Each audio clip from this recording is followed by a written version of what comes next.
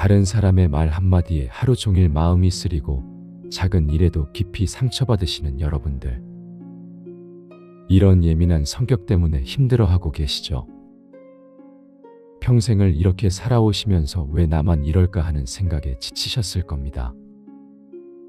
하지만 걱정하지 마세요. 부처님의 가르침 속에는 예민한 마음을 다스리는 확실한 방법이 있습니다. 금강경에서 말씀하신 마음의 평정을 찾는 길을 오늘 여러분과 함께 배워보겠습니다. 이 시간이 끝나면 여러분은 분명 더 편안한 마음으로 하루를 보내실 수 있을 것입니다.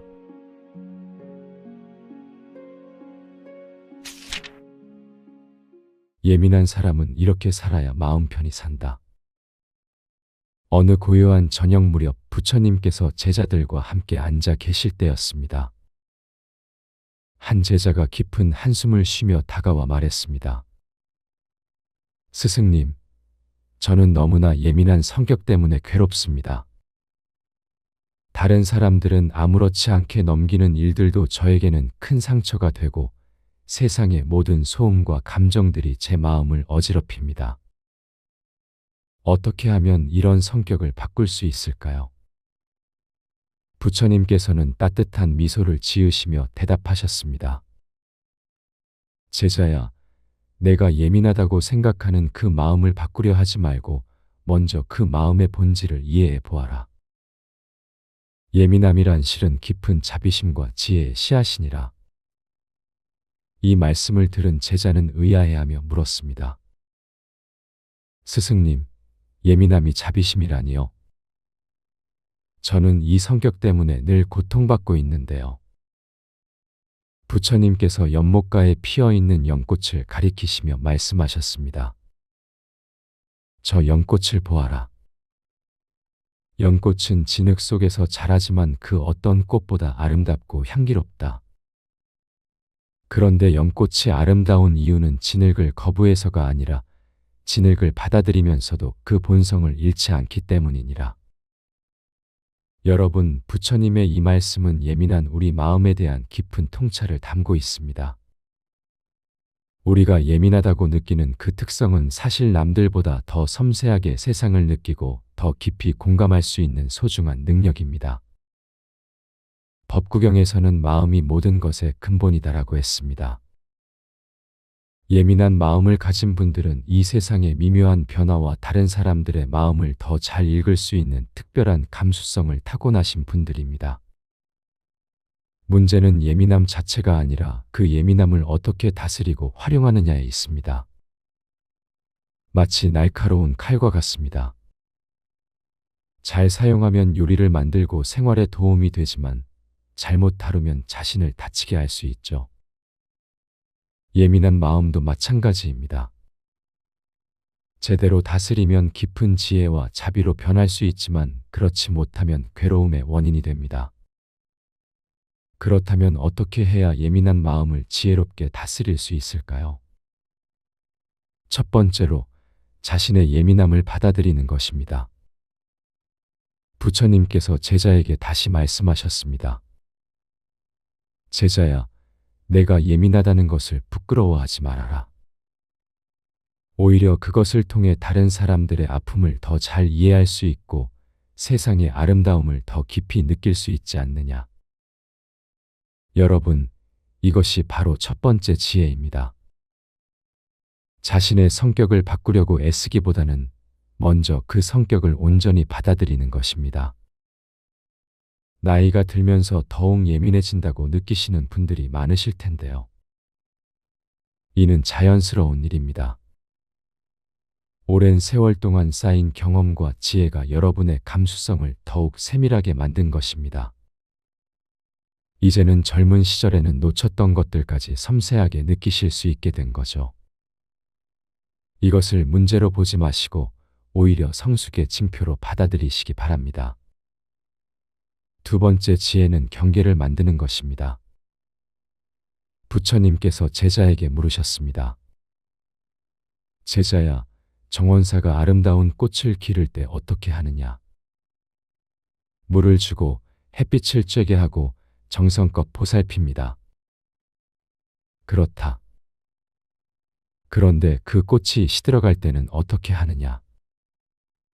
시든 잎과 꽃을 정리하고 새로운 생명이 자랄 수 있도록 합니다. 부처님께서 고개를 끄덕이시며 말씀하셨습니다. 그것이 바로 지혜로운 경계이다. 받아들일 것은 받아들이고 내려놓을 것은 내려놓는 것이니라. 예민한 분들은 모든 것을 다 받아들이려고 하는 경향이 있습니다. 다른 사람의 감정, 주변의 모든 소음, 세상의 모든 부정적인 에너지까지도 말이죠. 하지만 이는 정원사가 시든 잎까지 그대로 두는 것과 같습니다. 지혜로운 경계란 내가 받아들일 수 있는 것과 받아들이지 않아도 되는 것을 구분하는 것입니다. 예를 들어 가족이나 가까운 사람들의 감정에는 공감하되 길에서 만나는 모든 사람들의 기분까지 내가 책임질 필요는 없다는 것을 아는 것입니다. TV 뉴스의 모든 부정적인 소식을 다 받아들일 필요가 없다는 것을 깨닫는 것입니다. 세 번째로 마음의 중심을 잡는 연습을 하는 것입니다. 증이라 함경에서는 마음을 고요히 하여 번뇌를 끊는다고 했습니다. 예민한 마음은 마치 잔잔한 호수와 같습니다. 작은 돌멩이 하나만 던져도 크게 파문이 일어나죠. 하지만 그 호수가 깊고 고요하다면 파문은 금세 가라앉고 다시 평온을 되찾습니다. 우리 마음도 마찬가지입니다. 예민함을 없애려 하지 말고 마음의 깊이를 더하는 것입니다. 매일 아침 일어나서 5분만이라도 조용히 앉아 호흡을 관찰해 보세요. 숨이 들어오고 나가는 것을 느끼며 지금 이 순간 나는 괜찮다고 속으로 되뇌어 보세요. 하루 중 예민함이 올라올 때마다 이것도 지나갈 것이다라고 생각하며 깊은 숨을 3번 쉬어보세요. 이런 작은 연습들이 쌓이면 여러분의 마음은 점점 더 깊고 고요해집니다. 네 번째로 예민함을 자비로 승화시키는 것입니다. 부처님께서 제자에게 마지막으로 말씀하셨습니다. 제자야, 내가 느끼는 그 예민함으로 다른 이들의 아픔을 헤아리고 그들에게 따뜻한 말 한마디를 건네보아라. 그때 내 예민함은 괴로움이 아닌 축복이 될 것이니라. 여러분의 예민함은 실은 다른 사람들을 더 잘 이해할 수 있는 특별한 능력입니다. 손자, 손녀가 기분이 안 좋을 때 다른 사람들보다 먼저 알아차리고 위로해 줄 수 있고 배우자의 마음이 힘들 때 섬세하게 배려해 줄 수 있습니다. 이웃이 어려움에 처했을 때도 민감하게 감지하고 도움의 손길을 내밀 수 있죠. 이렇게 예민함을 자비로 승화시킬 때 그것은 더 이상 괴로움이 아니라 축복이 됩니다. 다섯 번째로 긍정적인 에너지를 의식적으로 선택하는 것입니다. 법화경에서는 선한 친구와 함께하라고 했습니다. 예민한 분들은 부정적인 에너지에 더 쉽게 영향을 받지만 반대로 긍정적인 에너지에도 더 민감하게 반응합니다. 따라서 의식적으로 좋은 것들을 선택하는 것이 중요합니다. 아름다운 음악을 듣고 좋은 책을 읽고 마음이 편안해지는 사람들과 시간을 보내세요. 자연 속에서 시간을 보내는 것도 좋습니다.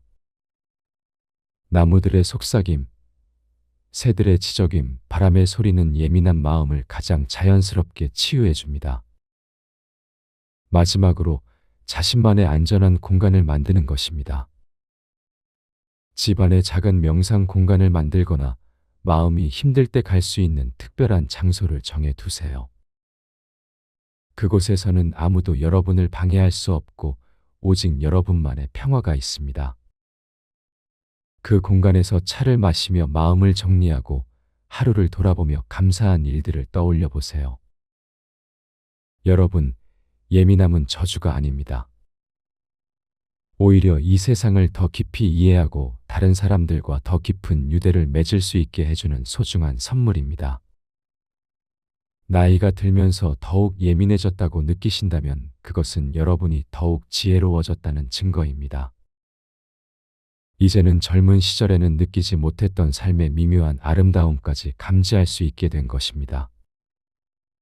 예민한 성격을 바꾸려 하지 마시고 그것을 지혜롭게 다스려 보세요. 자신을 받아들이고 건강한 경계를 만들며 마음의 중심을 잡고 자비를 실천하며 긍정적인 것들을 선택하세요. 그러면 여러분의 예민함은 괴로움이 아닌 축복이 되어 여러분 자신은 물론 주변 사람들에게도 따뜻한 위로가 될 것입니다. 오늘도 여러분의 섬세하고 아름다운 마음이 평안하시기를 기원합니다. 노후에 걱정이 많은 사람들 특징. 어느 조용한 저녁, 한 제자가 부처님께 다가와 깊은 시름에 잠긴 채 말씀드렸습니다. 스승님, 저는 나이가 들수록 걱정이 끝이 없습니다. 건강은 어떻게 될지, 자식들은 잘 살고 있는지, 경제적으로는 괜찮을지 이런 생각들이 밤잠을 설치게 만듭니다. 부처님께서는 자비로운 미소를 지으시며 말씀하셨습니다. 제자야, 걱정이 많다는 것은 그만큼 많은 것을 사랑하고 있다는 뜻이기도 하다. 하지만 걱정이라는 것은 마치 그림자와 같아서 우리가 빛을 등지고 서 있을 때만 크게 보이는 법이니라. 이 말씀 속에는 깊은 지혜가 담겨 있습니다. 걱정이 많은 분들의 특징을 살펴보면 대부분 과거의 후회나 미래의 불안의 마음을 빼앗기고 계십니다. 마치 뿌리 깊은 나무가 바람에 흔들릴 때 가지와 잎사귀는 요동치지만 뿌리는 흔들리지 않는 것처럼 우리의 본래 마음은 평안한데 생각들만 흔들리고 있는 것입니다. 제자가 다시 물었습니다. 그렇다면 스승님, 어떻게 하면 이런 걱정들로부터 자유로워질 수 있을까요? 부처님께서는 손바닥 위에 올린 물 한 방울을 바라보시며 말씀하셨습니다. 제자야, 이 물방울을 보거라. 지금 당장은 투명하고 막지만 조금 있으면 증발하여 사라질 것이다. 걱정도 이와 같아서 생겨났다가 사라지는 것일 뿐 영원한 것은 아니니라. 법구경에서는 모든 것은 마음에서 일어나며 마음이 주인이고 마음이 만들어낸다고 말씀하고 있습니다. 이는 우리의 걱정 또한 마음이 만들어낸 것이라는 뜻입니다. 실제로 걱정이 많으신 분들을 자세히 살펴보면 몇 가지 공통된 특징이 있습니다. 첫째, 완벽을 추구하려는 마음이 강합니다. 모든 것을 통제하고 싶어 하시고 예상치 못한 일이 생기면 큰 불안감을 느끼십니다. 마치 정원사가 모든 꽃에 피고 지는 시기를 조절하려 하는 것과 같습니다.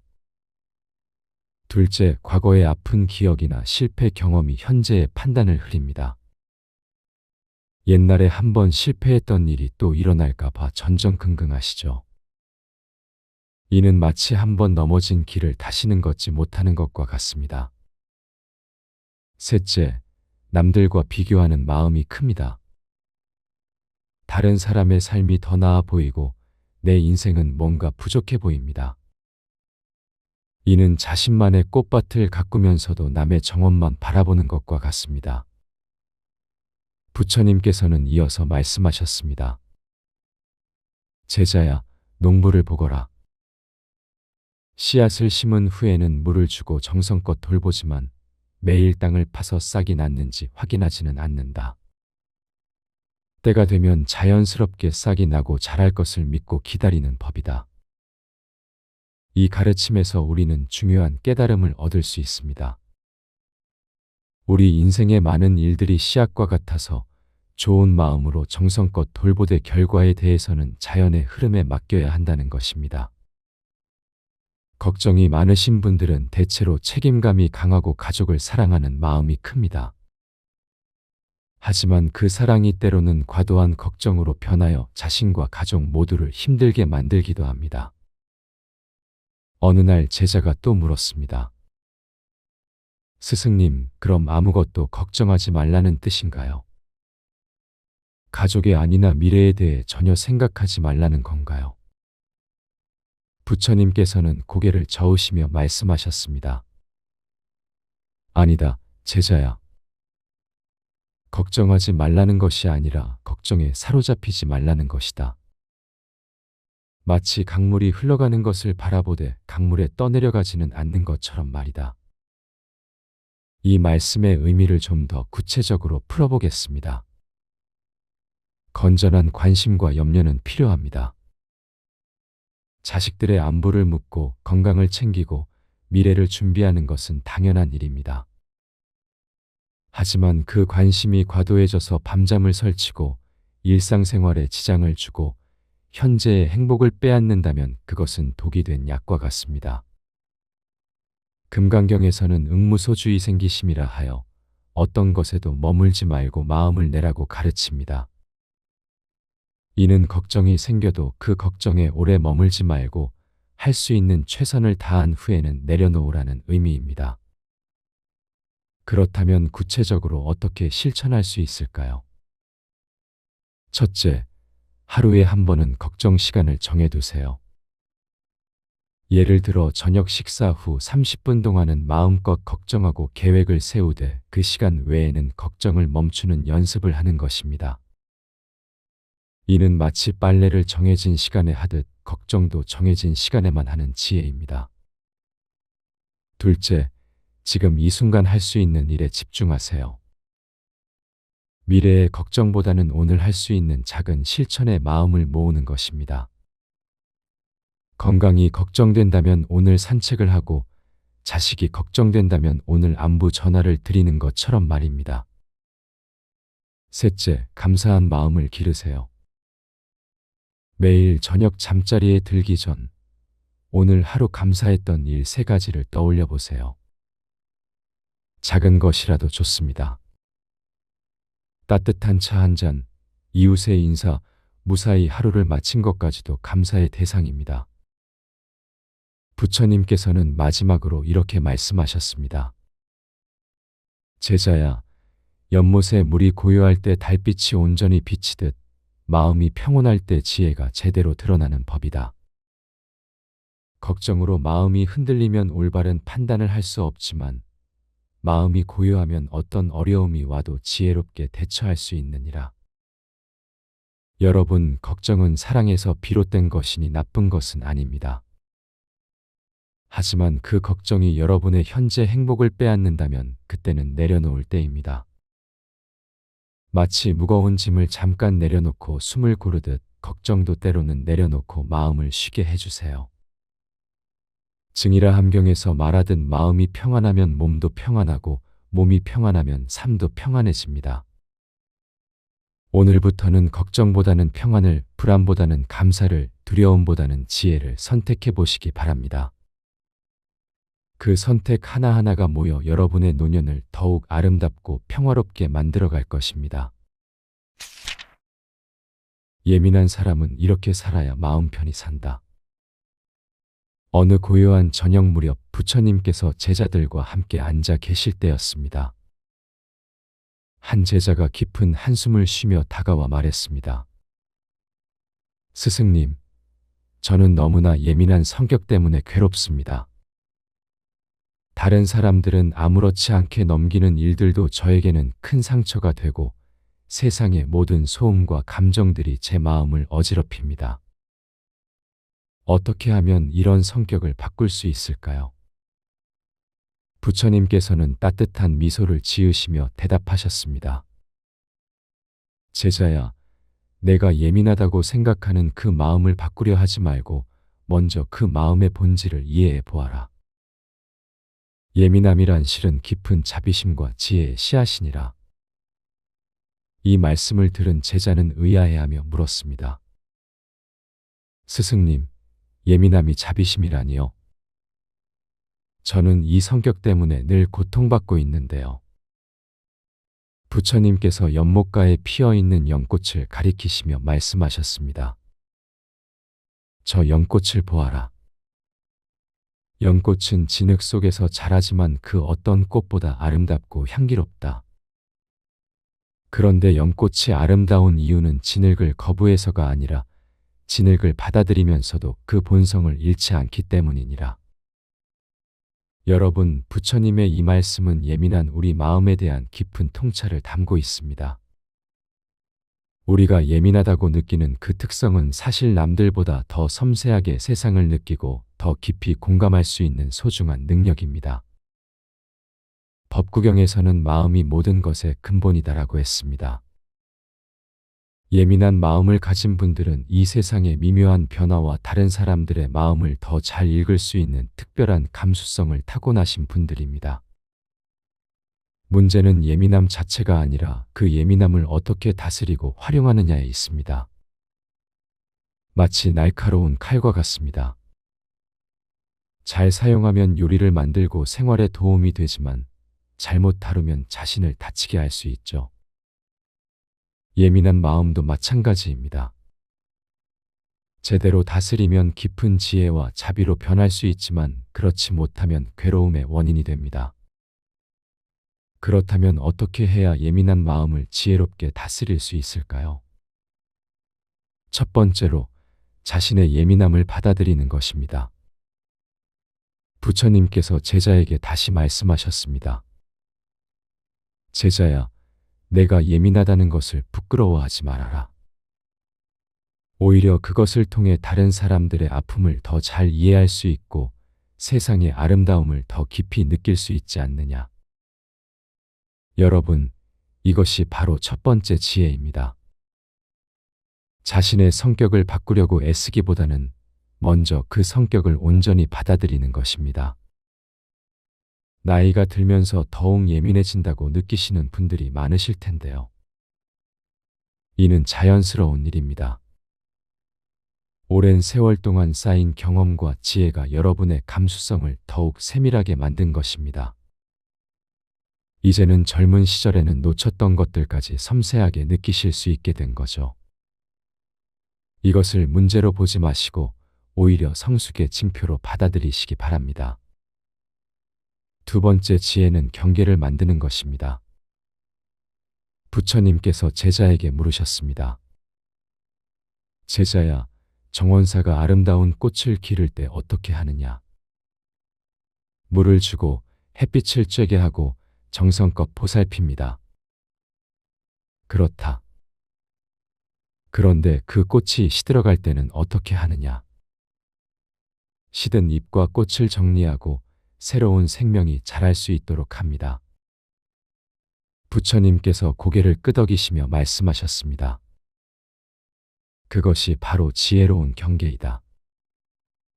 받아들일 것은 받아들이고 내려놓을 것은 내려놓는 것이니라. 예민한 분들은 모든 것을 다 받아들이려고 하는 경향이 있습니다. 다른 사람의 감정, 주변의 모든 소음, 세상의 모든 부정적인 에너지까지도 말이죠. 하지만 이는 정원사가 시든 잎까지 그대로 두는 것과 같습니다. 지혜로운 경계란 내가 받아들일 수 있는 것과 받아들이지 않아도 되는 것을 구분하는 것입니다. 예를 들어 가족이나 가까운 사람들의 감정에는 공감하되 길에서 만나는 모든 사람들의 기분까지 내가 책임질 필요는 없다는 것을 아는 것입니다. TV 뉴스의 모든 부정적인 소식을 다 받아들일 필요가 없다는 것을 깨닫는 것입니다. 세 번째로 마음의 중심을 잡는 연습을 하는 것입니다. 증이라 함경에서는 마음을 고요히 하여 번뇌를 끊는다고 했습니다. 예민한 마음은 마치 잔잔한 호수와 같습니다. 작은 돌멩이 하나만 던져도 크게 파문이 일어나죠. 하지만 그 호수가 깊고 고요하다면 파문은 금세 가라앉고 다시 평온을 되찾습니다. 우리 마음도 마찬가지입니다. 예민함을 없애려 하지 말고 마음의 깊이를 더하는 것입니다. 매일 아침 일어나서 5분만이라도 조용히 앉아 호흡을 관찰해 보세요. 숨이 들어오고 나가는 것을 느끼며 지금 이 순간 나는 괜찮다고 속으로 되뇌어 보세요. 하루 중 예민함이 올라올 때마다 이것도 지나갈 것이다라고 생각하며 깊은 숨을 3번 쉬어보세요. 이런 작은 연습들이 쌓이면 여러분의 마음은 점점 더 깊고 고요해집니다. 네 번째로 예민함을 자비로 승화시키는 것입니다. 부처님께서 제자에게 마지막으로 말씀하셨습니다. 제자야, 내가 느끼는 그 예민함으로 다른 이들의 아픔을 헤아리고 그들에게 따뜻한 말 한마디를 건네보아라. 그때 내 예민함은 괴로움이 아닌 축복이 될 것이니라. 여러분의 예민함은 실은 다른 사람들을 더 잘 이해할 수 있는 특별한 능력입니다. 손자, 손녀가 기분이 안 좋을 때 다른 사람들보다 먼저 알아차리고 위로해 줄 수 있고 배우자의 마음이 힘들 때 섬세하게 배려해 줄 수 있습니다. 이웃이 어려움에 처했을 때도 민감하게 감지하고 도움의 손길을 내밀 수 있죠. 이렇게 예민함을 자비로 승화시킬 때 그것은 더 이상 괴로움이 아니라 축복이 됩니다. 다섯 번째로 긍정적인 에너지를 의식적으로 선택하는 것입니다. 법화경에서는 선한 친구와 함께하라고 했습니다. 예민한 분들은 부정적인 에너지에 더 쉽게 영향을 받지만 반대로 긍정적인 에너지에도 더 민감하게 반응합니다. 따라서 의식적으로 좋은 것들을 선택하는 것이 중요합니다. 아름다운 음악을 듣고 좋은 책을 읽고 마음이 편안해지는 사람들과 시간을 보내세요. 자연 속에서 시간을 보내는 것도 좋습니다. 나무들의 속삭임, 새들의 지저귐, 바람의 소리는 예민한 마음을 가장 자연스럽게 치유해 줍니다. 마지막으로 자신만의 안전한 공간을 만드는 것입니다. 집안에 작은 명상 공간을 만들거나 마음이 힘들 때 갈 수 있는 특별한 장소를 정해 두세요. 그곳에서는 아무도 여러분을 방해할 수 없고 오직 여러분만의 평화가 있습니다. 그 공간에서 차를 마시며 마음을 정리하고 하루를 돌아보며 감사한 일들을 떠올려 보세요. 여러분, 예민함은 저주가 아닙니다. 오히려 이 세상을 더 깊이 이해하고 다른 사람들과 더 깊은 유대를 맺을 수 있게 해주는 소중한 선물입니다. 나이가 들면서 더욱 예민해졌다고 느끼신다면 그것은 여러분이 더욱 지혜로워졌다는 증거입니다. 이제는 젊은 시절에는 느끼지 못했던 삶의 미묘한 아름다움까지 감지할 수 있게 된 것입니다. 예민한 성격을 바꾸려 하지 마시고 그것을 지혜롭게 다스려 보세요. 자신을 받아들이고 건강한 경계를 만들며 마음의 중심을 잡고 자비를 실천하며 긍정적인 것들을 선택하세요. 그러면 여러분의 예민함은 괴로움이 아닌 축복이 되어 여러분 자신은 물론 주변 사람들에게도 따뜻한 위로가 될 것입니다. 오늘도 여러분의 섬세하고 아름다운 마음이 평안하시기를 기원합니다. 노후의 걱정이 많은 사람들 특징. 어느 조용한 저녁, 한 제자가 부처님께 다가와 깊은 시름에 잠긴 채 말씀드렸습니다. 스승님, 저는 나이가 들수록 걱정이 끝이 없습니다. 건강은 어떻게 될지, 자식들은 잘 살고 있는지, 경제적으로는 괜찮을지 이런 생각들이 밤잠을 설치게 만듭니다. 부처님께서는 자비로운 미소를 지으시며 말씀하셨습니다. 제자야, 걱정이 많다는 것은 그만큼 많은 것을 사랑하고 있다는 뜻이기도 하다. 하지만 걱정이라는 것은 마치 그림자와 같아서 우리가 빛을 등지고 서 있을 때만 크게 보이는 법이니라. 이 말씀 속에는 깊은 지혜가 담겨 있습니다. 걱정이 많은 분들의 특징을 살펴보면 대부분 과거의 후회나 미래의 불안의 마음을 빼앗기고 계십니다. 마치 뿌리 깊은 나무가 바람에 흔들릴 때 가지와 잎사귀는 요동치지만 뿌리는 흔들리지 않는 것처럼 우리의 본래 마음은 평안한데 생각들만 흔들리고 있는 것입니다.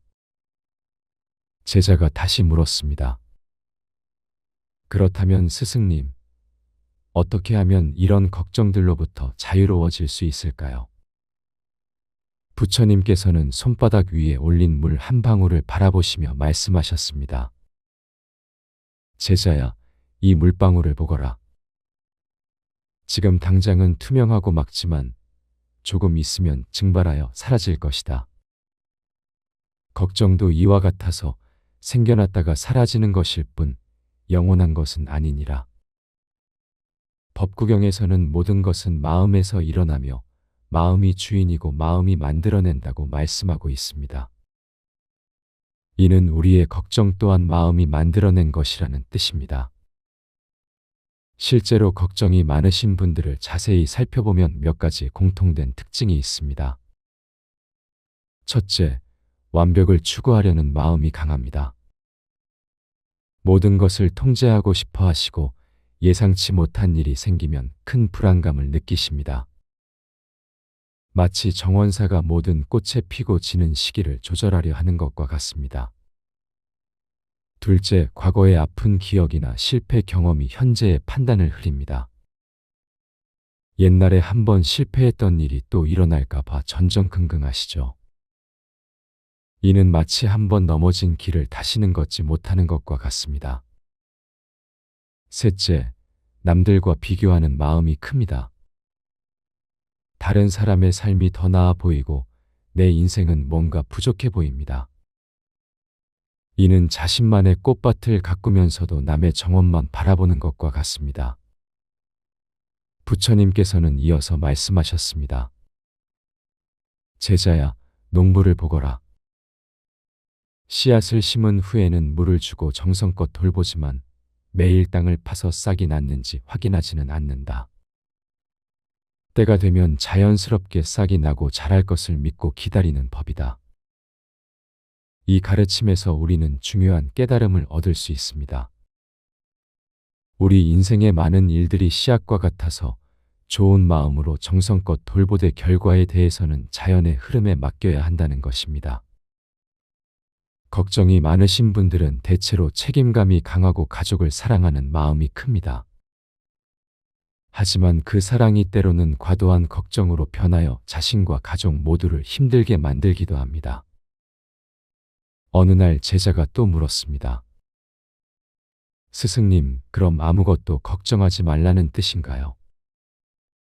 가족의 안위나 미래에 대해 전혀 생각하지 말라는 건가요? 부처님께서는 고개를 저으시며 말씀하셨습니다. 아니다, 제자야. 걱정하지 말라는 것이 아니라 걱정에 사로잡히지 말라는 것이다. 마치 강물이 흘러가는 것을 바라보되 강물에 떠내려가지는 않는 것처럼 말이다. 이 말씀의 의미를 좀 더 구체적으로 풀어보겠습니다. 건전한 관심과 염려는 필요합니다. 자식들의 안부를 묻고 건강을 챙기고 미래를 준비하는 것은 당연한 일입니다. 하지만 그 관심이 과도해져서 밤잠을 설치고 일상생활에 지장을 주고 현재의 행복을 빼앗는다면 그것은 독이 된 약과 같습니다. 금강경에서는 응무소주의 생기심이라 하여 어떤 것에도 머물지 말고 마음을 내라고 가르칩니다. 이는 걱정이 생겨도 그 걱정에 오래 머물지 말고 할 수 있는 최선을 다한 후에는 내려놓으라는 의미입니다. 그렇다면 구체적으로 어떻게 실천할 수 있을까요? 첫째, 하루에 한 번은 걱정 시간을 정해두세요. 예를 들어 저녁 식사 후 30분 동안은 마음껏 걱정하고 계획을 세우되 그 시간 외에는 걱정을 멈추는 연습을 하는 것입니다. 이는 마치 빨래를 정해진 시간에 하듯 걱정도 정해진 시간에만 하는 지혜입니다. 둘째, 지금 이 순간 할 수 있는 일에 집중하세요.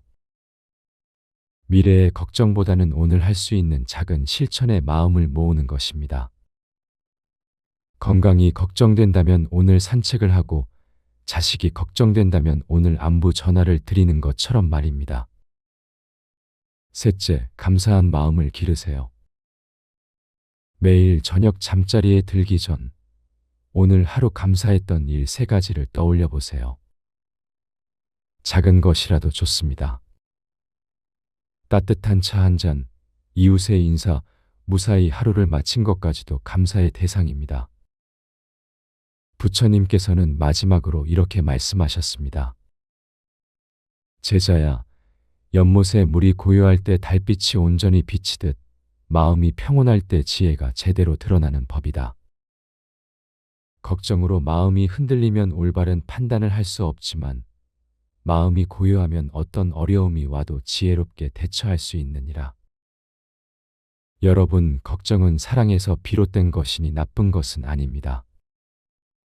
하지만 그 걱정이 여러분의 현재 행복을 빼앗는다면 그때는 내려놓을 때입니다. 마치 무거운 짐을 잠깐 내려놓고 숨을 고르듯 걱정도 때로는 내려놓고 마음을 쉬게 해주세요. 증이라 함경에서 말하듯 마음이 평안하면 몸도 평안하고 몸이 평안하면 삶도 평안해집니다. 오늘부터는 걱정보다는 평안을, 불안보다는 감사를, 두려움보다는 지혜를 선택해 보시기 바랍니다. 그 선택 하나하나가 모여 여러분의 노년을 더욱 아름답고 평화롭게 만들어 갈 것입니다. 예민한 사람은 이렇게 살아야 마음 편히 산다. 어느 고요한 저녁 무렵 부처님께서 제자들과 함께 앉아 계실 때였습니다. 한 제자가 깊은 한숨을 쉬며 다가와 말했습니다. 스승님, 저는 너무나 예민한 성격 때문에 괴롭습니다. 다른 사람들은 아무렇지 않게 넘기는 일들도 저에게는 큰 상처가 되고 세상의 모든 소음과 감정들이 제 마음을 어지럽힙니다. 어떻게 하면 이런 성격을 바꿀 수 있을까요? 부처님께서는 따뜻한 미소를 지으시며 대답하셨습니다. 제자야, 내가 예민하다고 생각하는 그 마음을 바꾸려 하지 말고 먼저 그 마음의 본질을 이해해 보아라. 예민함이란 실은 깊은 자비심과 지혜의 씨앗이니라. 이 말씀을 들은 제자는 의아해하며 물었습니다. 스승님, 예민함이 자비심이라니요? 저는 이 성격 때문에 늘 고통받고 있는데요. 부처님께서 연못가에 피어있는 연꽃을 가리키시며 말씀하셨습니다. 저 연꽃을 보아라. 연꽃은 진흙 속에서 자라지만 그 어떤 꽃보다 아름답고 향기롭다. 그런데 연꽃이 아름다운 이유는 진흙을 거부해서가 아니라 진흙을 받아들이면서도 그 본성을 잃지 않기 때문이니라. 여러분, 부처님의 이 말씀은 예민한 우리 마음에 대한 깊은 통찰을 담고 있습니다. 우리가 예민하다고 느끼는 그 특성은 사실 남들보다 더 섬세하게 세상을 느끼고 더 깊이 공감할 수 있는 소중한 능력입니다. 법구경에서는 마음이 모든 것의 근본이다라고 했습니다. 예민한 마음을 가진 분들은 이 세상의 미묘한 변화와 다른 사람들의 마음을 더 잘 읽을 수 있는 특별한 감수성을 타고나신 분들입니다. 문제는 예민함 자체가 아니라 그 예민함을 어떻게 다스리고 활용하느냐에 있습니다. 마치 날카로운 칼과 같습니다. 잘 사용하면 요리를 만들고 생활에 도움이 되지만 잘못 다루면 자신을 다치게 할 수 있죠. 예민한 마음도 마찬가지입니다. 제대로 다스리면 깊은 지혜와 자비로 변할 수 있지만 그렇지 못하면 괴로움의 원인이 됩니다. 그렇다면 어떻게 해야 예민한 마음을 지혜롭게 다스릴 수 있을까요? 첫 번째로 자신의 예민함을 받아들이는 것입니다. 부처님께서 제자에게 다시 말씀하셨습니다. 제자야, 내가 예민하다는 것을 부끄러워하지 말아라. 오히려 그것을 통해 다른 사람들의 아픔을 더 잘 이해할 수 있고 세상의 아름다움을 더 깊이 느낄 수 있지 않느냐. 여러분, 이것이 바로 첫 번째 지혜입니다. 자신의 성격을 바꾸려고 애쓰기보다는 먼저 그 성격을 온전히 받아들이는 것입니다. 나이가 들면서 더욱 예민해진다고 느끼시는 분들이 많으실 텐데요. 이는 자연스러운 일입니다. 오랜 세월 동안 쌓인 경험과 지혜가 여러분의 감수성을 더욱 세밀하게 만든 것입니다. 이제는 젊은 시절에는 놓쳤던 것들까지 섬세하게 느끼실 수 있게 된 거죠. 이것을 문제로 보지 마시고 오히려 성숙의 징표로 받아들이시기 바랍니다.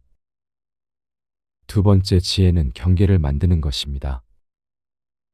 부처님께서 제자에게 물으셨습니다. 제자야, 정원사가 아름다운 꽃을 기를 때 어떻게 하느냐? 물을 주고 햇빛을 쬐게 하고 정성껏 보살핍니다. 그렇다. 그런데 그 꽃이 시들어갈 때는 어떻게 하느냐? 시든 잎과 꽃을 정리하고 새로운 생명이 자랄 수 있도록 합니다. 부처님께서 고개를 끄덕이시며 말씀하셨습니다.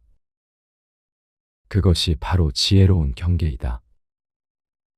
받아들일 것은 받아들이고 내려놓을 것은 내려놓는 것이니라. 예민한 분들은 모든 것을 다 받아들이려고 하는 경향이 있습니다. 다른 사람의 감정, 주변의 모든 소음, 세상의 모든 부정적인 에너지까지도 말이죠. 하지만 이는 정원사가 시든 잎까지 그대로 두는 것과 같습니다. 지혜로운 경계란 내가 받아들일 수 있는 것과 받아들이지 않아도 되는 것을 구분하는 것입니다. 예를 들어 가족이나 가까운 사람들의 감정에는 공감하되 길에서 만나는 모든 사람들의 기분까지 내가 책임질 필요는 없다는 것을 아는 것입니다. TV 뉴스의 모든 부정적인 소식을 다 받아들일 필요가 없다는 것을 깨닫는 것입니다. 세 번째로 마음의 중심을 잡는 연습을 하는 것입니다. 증이라 함경에서는 마음을 고요히 하여 번뇌를 끊는다고 했습니다. 예민한 마음은 마치 잔잔한 호수와 같습니다. 작은 돌멩이 하나만 던져도 크게 파문이 일어나죠. 하지만 그 호수가 깊고 고요하다면 파문은 금세 가라앉고 다시 평온을 되찾습니다. 우리 마음도 마찬가지입니다. 예민함을 없애려 하지 말고 마음의 깊이를 더하는 것입니다. 매일 아침 일어나서 5분만이라도 조용히 앉아 호흡을 관찰해 보세요. 숨이 들어오고 나가는 것을 느끼며 지금 이 순간 나는 괜찮다고 속으로 되뇌어 보세요. 하루 중 예민함이 올라올 때마다 이것도 지나갈 것이다라고 생각하며 깊은 숨을 3번 쉬어보세요. 이런 작은 연습들이 쌓이면 여러분의 마음은 점점 더 깊고 고요해집니다. 네 번째로 예민함을 자비로 승화시키는 것입니다. 부처님께서 제자에게 마지막으로 말씀하셨습니다. 제자야, 내가 느끼는 그 예민함으로 다른 이들의 아픔을 헤아리고 그들에게 따뜻한 말 한마디를 건네보아라. 그때 내 예민함은 괴로움이 아닌 축복이 될 것이니라. 여러분의 예민함은 실은 다른 사람들을 더 잘 이해할 수 있는 특별한 능력입니다. 손자, 손녀가 기분이 안 좋을 때 다른 사람들보다 먼저 알아차리고 위로해 줄 수 있고 배우자의 마음이 힘들 때 섬세하게 배려해 줄 수 있습니다. 이웃이 어려움에 처했을 때도 민감하게 감지하고 도움의 손길을 내밀 수 있죠.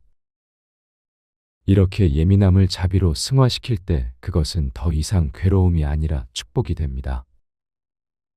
다섯 번째로 긍정적인 에너지를 의식적으로 선택하는 것입니다. 법화경에서는 선한 친구와 함께하라고 했습니다. 예민한 분들은 부정적인 에너지에 더 쉽게 영향을 받지만 반대로 긍정적인 에너지에도 더 민감하게 반응합니다. 따라서 의식적으로 좋은 것들을 선택하는 것이 중요합니다. 아름다운 음악을 듣고 좋은 책을 읽고 마음이 편안해지는 사람들과 시간을 보내세요. 자연 속에서 시간을 보내는 것도 좋습니다. 나무들의 속삭임, 새들의 지저귐, 바람의 소리는 예민한 마음을 가장 자연스럽게 치유해 줍니다. 마지막으로 자신만의 안전한 공간을 만드는 것입니다. 집안에 작은 명상 공간을 만들거나 마음이 힘들 때 갈 수 있는 특별한 장소를 정해 두세요. 그곳에서는 아무도 여러분을 방해할 수 없고 오직 여러분만의 평화가 있습니다. 그 공간에서 차를 마시며 마음을 정리하고 하루를 돌아보며 감사한 일들을 떠올려 보세요. 여러분, 예민함은 저주가 아닙니다. 오히려 이 세상을 더 깊이 이해하고 다른 사람들과 더 깊은 유대를 맺을 수 있게 해주는 소중한 선물입니다. 나이가 들면서 더욱 예민해졌다고 느끼신다면 그것은 여러분이 더욱 지혜로워졌다는 증거입니다. 이제는 젊은 시절에는 느끼지 못했던 삶의 미묘한 아름다움까지 감지할 수 있게 된 것입니다. 예민한 성격을 바꾸려 하지 마시고 그것을 지혜롭게 다스려 보세요. 자신을 받아들이고 건강한 경계를 만들며 마음의 중심을 잡고 자비를 실천하며 긍정적인 것들을 선택하세요. 그러면 여러분의 예민함은 괴로움이 아닌 축복이 되어 여러분 자신은 물론 주변 사람들에게도 따뜻한 위로가 될 것입니다. 오늘도 여러분의 섬세하고 아름다운 마음이 평안하시기를 기원합니다. 노후의 걱정이 많은 사람들 특징. 어느 조용한 저녁, 한 제자가 부처님께 다가와 깊은 시름에 잠긴 채 말씀드렸습니다. 스승님, 저는 나이가 들수록 걱정이 끝이 없습니다. 건강은 어떻게 될지, 자식들은 잘 살고 있는지, 경제적으로는 괜찮을지 이런 생각들이 밤잠을 설치게 만듭니다. 부처님께서는 자비로운 미소를 지으시며 말씀하셨습니다. 제자야, 걱정이 많다는 것은 그만큼 많은 것을 사랑하고 있다는 뜻이기도 하다. 하지만 걱정이라는 것은 마치 그림자와 같아서 우리가 빛을 등지고 서 있을 때만 크게 보이는 법이니라. 이 말씀 속에는 깊은 지혜가 담겨 있습니다. 걱정이 많은 분들의 특징을 살펴보면 대부분 과거의 후회나 미래의 불안의 마음을 빼앗기고 계십니다. 마치 뿌리 깊은 나무가 바람에 흔들릴 때 가지와 잎사귀는 요동치지만 뿌리는 흔들리지 않는 것처럼 우리의 본래 마음은 평안한데 생각들만 흔들리고 있는 것입니다. 제자가 다시 물었습니다. 그렇다면 스승님, 어떻게 하면 이런 걱정들로부터 자유로워질 수 있을까요? 부처님께서는 손바닥 위에 올린 물 한 방울을 바라보시며 말씀하셨습니다. 제자야, 이 물방울을 보거라. 지금 당장은 투명하고 막지만 조금 있으면 증발하여 사라질 것이다. 걱정도 이와 같아서 생겨났다가 사라지는 것일 뿐 영원한 것은 아니니라. 법구경에서는 모든 것은 마음에서 일어나며 마음이 주인이고 마음이 만들어낸다고 말씀하고 있습니다. 이는 우리의 걱정 또한 마음이 만들어낸 것이라는 뜻입니다. 실제로 걱정이 많으신 분들을 자세히 살펴보면 몇 가지 공통된 특징이 있습니다. 첫째, 완벽을 추구하려는 마음이 강합니다. 모든 것을 통제하고 싶어 하시고 예상치 못한 일이 생기면 큰 불안감을 느끼십니다. 마치 정원사가 모든 꽃에 피고 지는 시기를 조절하려 하는 것과 같습니다. 둘째, 과거의 아픈 기억이나 실패 경험이 현재의 판단을 흐립니다. 옛날에 한번 실패했던 일이 또 일어날까 봐 전전긍긍하시죠. 이는 마치 한번 넘어진 길을 다시는 걷지 못하는 것과 같습니다. 셋째, 남들과 비교하는 마음이 큽니다. 다른 사람의 삶이 더 나아 보이고 내 인생은 뭔가 부족해 보입니다. 이는 자신만의 꽃밭을 가꾸면서도 남의 정원만 바라보는 것과 같습니다. 부처님께서는 이어서 말씀하셨습니다. 제자야, 농부를 보거라. 씨앗을 심은 후에는 물을 주고 정성껏 돌보지만 매일 땅을 파서 싹이 났는지 확인하지는 않는다. 때가 되면 자연스럽게 싹이 나고 자랄 것을 믿고 기다리는 법이다. 이 가르침에서 우리는 중요한 깨달음을 얻을 수 있습니다. 우리 인생의 많은 일들이 씨앗과 같아서 좋은 마음으로 정성껏 돌보되 결과에 대해서는 자연의 흐름에 맡겨야 한다는 것입니다. 걱정이 많으신 분들은 대체로 책임감이 강하고 가족을 사랑하는 마음이 큽니다. 하지만 그 사랑이 때로는 과도한 걱정으로 변하여 자신과 가족 모두를 힘들게 만들기도 합니다. 어느 날 제자가 또 물었습니다. 스승님, 그럼 아무것도 걱정하지 말라는 뜻인가요?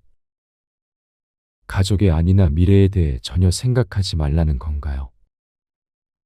부처님께서는 고개를 저으시며 말씀하셨습니다. 아니다, 제자야. 걱정하지 말라는 것이 아니라 걱정에 사로잡히지 말라는 것이다. 마치 강물이 흘러가는 것을 바라보되 강물에 떠내려가지는 않는 것처럼 말이다. 이 말씀의 의미를 좀 더 구체적으로 풀어보겠습니다.